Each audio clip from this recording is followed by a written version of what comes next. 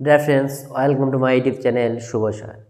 আজকে আমরা যে প্রাকল্পিক ও বৈকল্পিক নিরপেক্ষণের চ্যাপ্টারটা লাস্ট অধ্যায় দেখছিলাম, আজকে লাস্ট ভিডিও ইউনিট 1-এরও এবং প্রাকল্পিকেরও। প্রাকল্পিকটা আগের দিন দেখেছি, আজকে বৈকল্পিক নিরপেক্ষণায় দেখব। বৈকল্পিক মিশ্র নিরপেক্ষণায়, যেখানে সাপেক্ষও থাকে নিরপেক্ষও থাকে।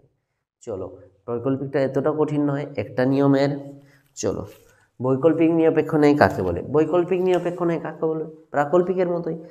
বৈকল্পিক নিরপেক্ষণায় তাকে বলে যে বৈকল্পিক নিরপেক্ষণের প্রধান আশ্রয় বাক্যটি বৈকল্পিক বচন, যে মিশ্র নিরপেক্ষণের প্রধান আশ্রয় বাক্যটি বৈকল্পিক বচন এবং অপ্রধান আশ্রয় বাক্য ও সিদ্ধান্ত উভয়ই নিরপেক্ষ বচন। চলো একটি উদাহরণের মাধ্যমে বুঝিয়ে দিই। রাম পরিশ্রমী অথবা মেধাবী। রাম পরিশ্রমী অথবা মেধাবী। রাম মেধাবী নয়, অতএব রাম কি? পরিশ্রমী। যদি পরিশ্রমী অথবা মেধাবী হয়, রাম মেধাবী নয়, তবে অতএব কি? রাম পরিশ্রমী। এটি হলো বৈকল্পিক প্রধান আশ্রয় বৈকল্পিক বচন, অথবা দিয়ে, যদি অথবা দিয়ে তো অথবা দিয়ে যুক্ত থাকে যে বচন সেটা বৈকল্পিক বচন। আর নিরপেক্ষ বচন রাম মেধাবী নয়, রাম পরিশ্রমী, অপ্রধান আশ্রয় সিদ্ধান্ত, তাই এটি হলো বৈকল্পিক নিরপেক্ষণে। ক্লিয়ার? বৈকল্পিক নিরপেক্ষণে একে আবার দুভাগে ভাগ করা হয়। এটি হলো অবিসংবাদী, আরেকটি আছে বিসংবাদী। অবিসংবাদী বৈকল্পিক নিরপেক্ষণে কি? বিসংবাদী বৈকল্পিক নিরপেক্ষণে সবসময় বৈধ হয়, কিন্তু খালি অবিসংবাদী নিয়ম একটা জানতে হবে তোমাদের, যে সবসময় বৈধ হয় না, অবৈধও হয়, এবং অবৈধ হলে বিকল্প স্বীকার জড়িত দোষ হয়। আগে আমরা সংজ্ঞাগুলো জানি। অবিসংবাদী কাকে বলে?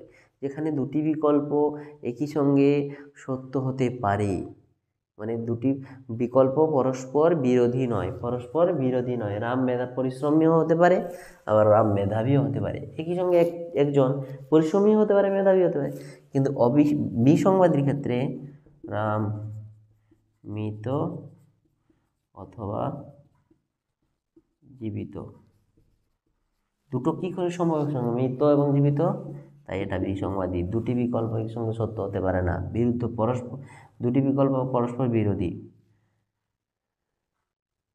রাম যা করতে পারো মৃত, অতএব রাম, এ সবসময় বৈধ হয়, যা লিখবে, জীবিত নয়। বিসংবাদী, যেখানে দুটি বিকল্প একসঙ্গে সত্য হতে পারে না একই সঙ্গে।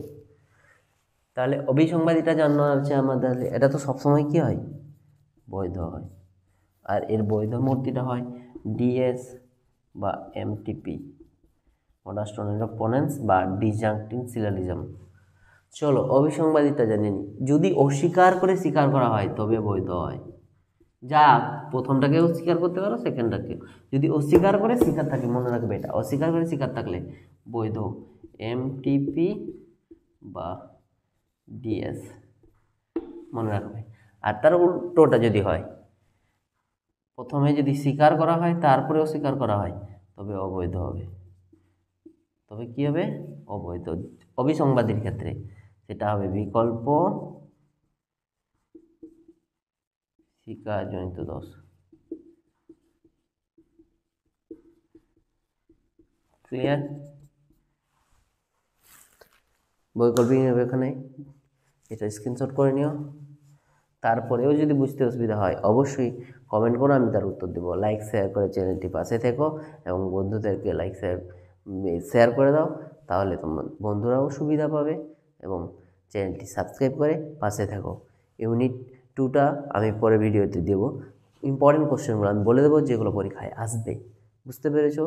দেখো, সঙ্গে থাকো। Thank you.